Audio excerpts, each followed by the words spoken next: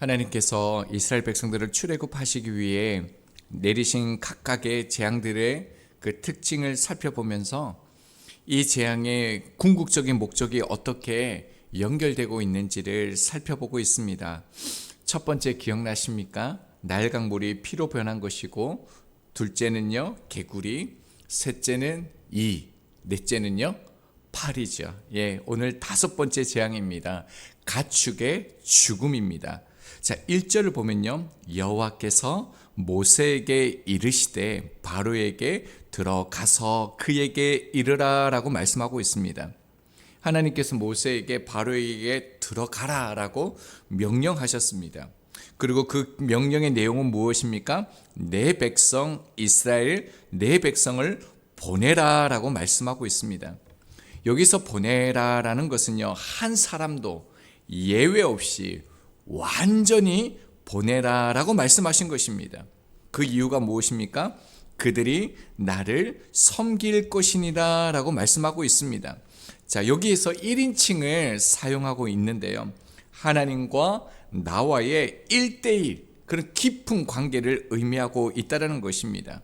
그러니까 내 백성을 보내라, 그들이 나를 섬길 것이다. 이 말은요, 모세와 아론의 생각에서 나온 말이 아니라 하나님의 명령임을 강조하는 것입니다. 그런데 바로는 어떻습니까? 2절을 보면요, 바로가 억지로 백성들을 잡아두고 있다라고 얘기하고 있습니다. 이것은 자신이 힘이 있다라는 것을 말합니다. 이스라엘 백성들은 바로의 것이 아닙니다. 그리고 바로가 마음대로 할 수 있는 것도 아닙니다. 모세는 바로에게 그렇게 끈질기게 그들을 놓아주지 않고 붙잡고 있을 때에 어떠한 결과를 초래할 것인지를 미리 말해줍니다. 자, 3절이죠. 하나님은 말, 나귀, 낙타, 소, 양에게 심한 돌림병이 있을 것이다 라고 아주 구체적으로 동물 이름 하나하나를 지금 나열하고 있습니다. 그리고요, 이들에게 심한 돌림병이 나타난다라고 얘기하고 있는데, 이 심한 돌림병 안에 두 가지 형용사가 사용되어졌습니다. 그러니까 아주 심한, 굉장히 지독한 그런 전염병이라는 것입니다. 나귀와 낙타와 말은요, 당시의 교통수단이고요, 군사력을 의미합니다. 소와 양은요, 당시의 신에게 제사를 드리는 제물이었습니다. 이 부분은 하반절에서 한 번 더 다시 다루겠습니다. 자, 그리고 놀라운 말씀을 하시는데 4절을 보면요, 하나님께서 애굽의 가축을 치실 때 이스라엘의 가축은요 구별하신다라는 거예요. 죽지 않게 하시겠다라고 말씀하고 있습니다. 하나님께서 이스라엘의 가축과 바로의 가축도 이제는 구별하시겠다라는 것입니다. 히브리어에서는 시제가 아주 중요합니다. 여기에서 구별하리니 이 시제가 뭐냐면요, 사역 능동 완료형을 썼습니다. 그러니까 무슨 말이냐면 이 가축도요, 하나님께서 직접 보호해 주시겠다는 겁니다. 약속하시는 것입니다. 그리고요, 더 이상 손을 대지 않을 정도로 안전하게, 완벽하게, 털끝 하나 상하지 않도록 하나님께서 보호해 주시겠다는 겁니다. 심지어 가축이라 할지라도요, 하나님께 구별된 것은 완벽하게, 완전하게 지켜주신다라고 그렇게 말씀하시는 것이죠. 자, 그리고요, 또 다른 특징이 나타나는데 5절을 보겠습니다. 여호와께서 기한을 정하여 이르시되 여호와가 내일 이 땅에서 이 일을 행하리라 하시더니, 이제껏 재앙과 다른 점을 발견하셨습니까? 내일이라는 기한을 정해 주셨습니다. 애굽의 가축에게 재앙의 내릴 때를 말씀해 주셨다는 겁니다. 미리 이 재앙이 있을 것을 알려주심으로 이 재앙을 다스린 자가요, 여호와 하나님이라는 것을 분명히 보여주고 있는 것입니다. 자, 중요한 것은 무엇입니까? 오늘이 아니다라는 거예요. 내일이라는 겁니다. 하나님은 바로가 돌이키기를 원하셨습니다. 하나님이 지금 거듭해서 기회를 주고 있습니다. 이미 4차례나 하나님께서 은혜를 베풀어 주셔서 기회를 주셨습니다. 그런데 하나님께서 다시 강조하시는 게 무엇입니까? 내일이라는 이 단어를 써서요, 5번째 또 하나님의 기회에 은혜를 주신다는 겁니다. 바로는 이 말씀을 들었을 때 돌이켜야 합니다. 왜일까요? 6절 말씀을 보면요, 하나님은 말씀대로 이루시는 하나님이시기 때문입니다. 하나님의 말씀 그대로요, 이튿날 재앙이 임합니다. 애굽의 모든 가축은 돌림병으로 죽습니다. 그런데 이스라엘 백성들의 가축은 한 마리도 죽지 않습니다. 자, 5번째 재앙에서 또 발견할 수 있는 게 이제 무엇입니까? 지금까지 있었던 4차례의 재앙들과 다르게요, 나타나는 특징이 뭐냐면 이제는 하나님께서 생명을 거둔다는 겁니다. 첫 번째부터 4번째까지는요, 사람을 괴롭게 하는 거였습니다. 삶을 살아가는데 고통스럽게 한 것이었습니다. 그런데 이제는요, 죽음이 임한다라는 겁니다. 하나님께서 생명을 죽일 수도 있고 살릴 수도 있는 생명의 주인이라는 사실을 그들 가운데 드러내고 계십니다. 자, 7절을 볼까요? 하나님께서 말씀하신 대로 정한 시간이 되니까 애굽의 가축을 죽이셨습니다. 자, 그러자 바로가 어떻게 합니까? 사람을 이스라엘 사람들이 거주하는 고센 땅에 보냅니다. 보니까 어떻습니까? 모든 것이 하나님께서 말씀하신 그대로 되었습니다. 6절과 7절에서 대조되는 단어가 우리 가운데 보이는데요. 자, 6절에 보면 모든이란 단어입니다. 7절은요, 하나도입니다. 6절에 애굽의 모든 가축은 죽었으나 7절에요, 이스라엘의 가축은 하나도 죽지 아니하였더라라고 말하고 있습니다. 이런 것은요, 자연재해가 아니라는 거예요. 하나님이 하셨음을 알게 하는 것이었습니다. 하나님이 살아계셔서 지금 이 일을 행하신다는 그 증거를 다시 한번 바로는 확실히 본 것입니다. 그뿐만 아니죠. 이제 바로는 두려워 떨 것입니다. 왜냐하면 이 여호와 하나님이 생명의 주관자가 되신다는 것을 그의 눈으로 보았고 깨달았기 때문입니다. 그런데 어떠합니까? 여전히 바로의 마음이 완강하여라고 말하고 있습니다. 그래서 하나님의 말씀을 듣지 아니했다라고 얘기하고 있습니다. 이 사건은요, 역사 속에서 지금의 시대 속에서 동일하게 나타납니다. 예수님의 공생의 사역 가운데서도 말씀과 표적과 이적을 증명하셨습니다. 그럼에도 불구하고 어떻습니까? 사람들은 그의 마음을 더 완강하게 했습니다. 심지어 예수님을 죽였습니다. 하나님의 말씀에 반응하지 않는 모습이 이러한 모습들이라는 겁니다. 자, 이 재앙을 통해 여호와 하나님이 이 재앙을 불러일으키시는 분임을 다시 한번 상기시켜주고 있습니다.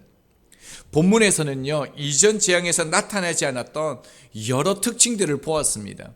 그뿐만 아니라 이 5번째 재앙부터는요, 새로운 표현들도 나타납니다. 뭐냐면 3절을 다시 보면요, 여호와의 손이 그리고요 더하리니라는 표현이 나타납니다. 여호와의 손이라는 것은 하나님의 능력을 묘사하면서 심판의 맥락에서 하나님께서 대적들을 치실 때 사용하신 단어가 이 단어입니다. 언제 사용되었습니까? 8장 19절입니다. 요술사가 바로에게 말하되 이는 하나님의 권능이니다 라고 얘기했습니다. 히브리어로 여기에서 권능이 손가락입니다. 그래서 원문을 직역하면 신의 손가락이라는 관용구가 되어지는 겁니다.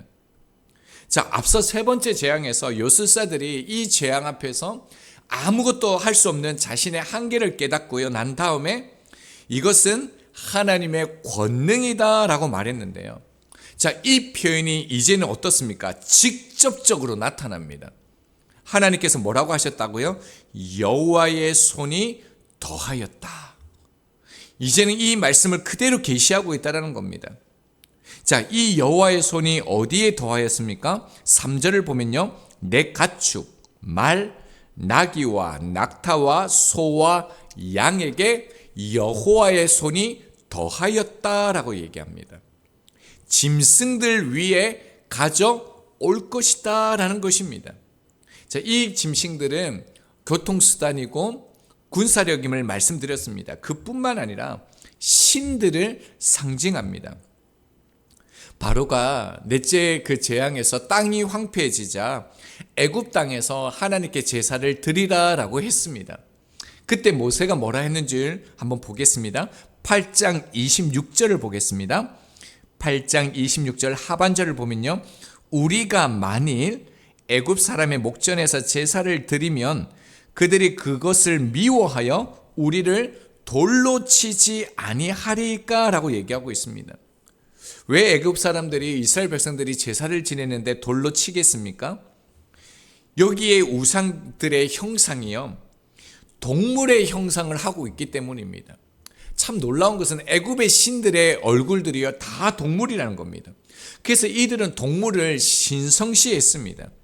어린 양은요, 자신들이 섬기던 암몬 신에게 속한 거룩한 짐승입니다.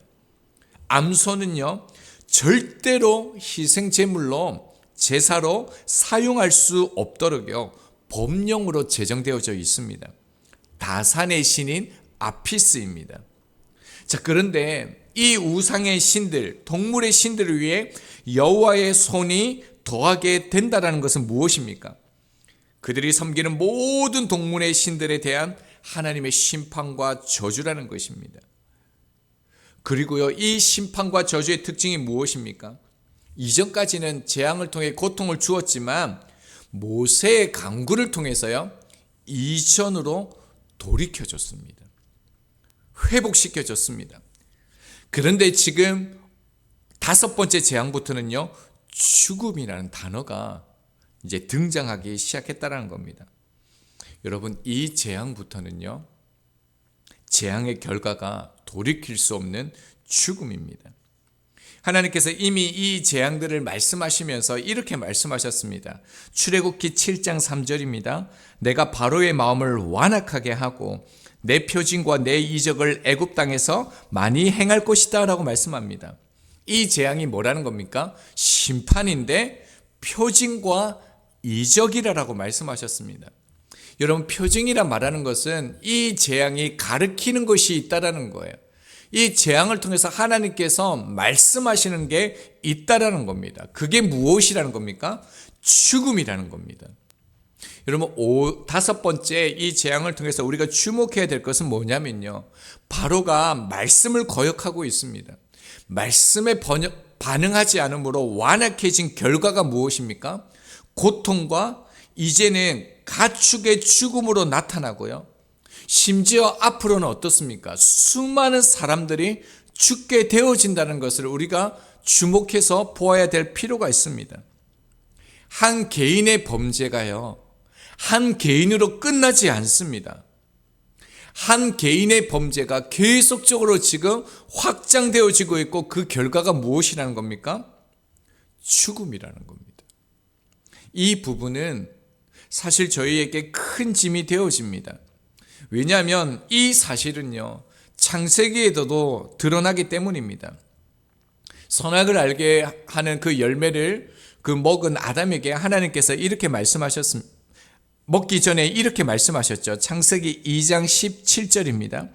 선악을 알게 하는 나무의 열매는 먹지 말라. 네가 먹는 날에는 반드시 죽으리라. 하나님의 말씀이 그들 가운데 주어졌습니다. 그런데 이들이 하나님의 말씀 앞에 반응하지 않았습니다. 하나님의 말씀을 거역하고 마음을 완강하게 해서 선악을 알게 하는 나무의 열매를 먹었습니다. 그 결과가 무엇입니까? 그들에게만 그 범죄한 결과가 나타났습니까? 그렇지 않습니다. 여자에게는 해산의 고통을 크게 더하셨고요, 아담에게는 저주를 받아 땅이 엉겅퀴를 내어 평생에 수고하여야 소산을 먹게 되는 이 저주를 받는데 모든 인류 가운데 전해졌습니다. 여호수아에서도요, 아간이 범죄했을 때 한 개인이 범죄한 것으로 말미암아 아이성 전투에서 다 패하게 되어집니다. 수많은 사람이 죽게 되어집니다. 여러분은 어떻습니까? 일상 가운데 죄를 지으면 나에게만 끝나는 것이 아니라 다른 이들에게도 흐르는 거 아닐까? 이런 혹시 무거운 마음이 드신 적은 없으십니까? 하나님은 정말로요, 우리가 죄를 지을 때마다 그때마다 재앙을 내리시는 분이십니까? 만약 전능하신 하나님이, 전지하신 하나님이, 우리의 모든 것을 아시는 하나님이요, 우리가 죄를 지을 때마다 벌을 내리셨다라면 우리 중에 지금까지 존재할 수 있을 그럴 사람이 누가 있겠습니까? 은혜가 뭔지 아십니까? 하나님이 우리의 범죄함을 보시고도 그 심판을 멈추신다는 것입니다. 이런 찬양 가사가 있죠. 은혜 아니면 살아갈 수가 없네, 호흡마저도 다 주의 것이니. 이 찬양 가사가 딱 맞습니다. 저희들이 이렇게 생명을 가지고 있다라는 그 자체가 하나님의 은혜, 심판이 멈추어졌다라는 증거입니다. 하나님께서 5절에서 뭐라고 말씀하셨습니까? 오늘이 아니라, 지금이 아니라, 범죄한 지금 당장이 아니라 뭐라고 말씀하셨습니까? 내일 이 땅에서 행하리라 미리 말씀해 주셨습니다. 이것은요, 하나님께서 허다한 죄를 예수 그리스도의 십자가로 덮고 기다리고 계신다라는 뜻입니다. 출애굽 사건을 보면서 심판과 재앙이 아니라요, 하나님의 아들이신 주 예수 그리스도께서 인간의 몸을 가지시고 이 땅을 걸으신 사건을 우리가 발견해야 합니다. 주님께서 그 걸으신 발의 끝이요, 십자가입니다. 우리의 죄를 위한 대속입니다. 우리가 붙잡아야 할 것이 무엇이겠습니까? 죄에 대한 두려움이 아닙니다. 저희들에게는요, 죄를 이길 능력이 우리에게는 없습니다. 거룩한 삶을 살 능력도 없습니다. 말씀에 순종할 능력도 없습니다. 우리의 한계를 넘을 수 있는 능력도 없습니다. 그러므로요, 오늘 저희들 숨쉬는 모든 순간순간마다 그리스도의 사랑에, 십자가의 사랑에 견인되어져야 합니다. 어떠한 상황에서도 가장 먼저요, 나를 위해 죽으신 예수 그리스도의 십자가 사랑, 그것 알기를 구하시기를 바랍니다. 십자가를 매 순간 각인하시길 바랍니다. 그때에만 일어설 수 있습니다. 그때에만 말씀이 들리고요, 그때에만 말씀에 순종할 수 있습니다. 그때에만요, 예수님처럼 살 수 있습니다.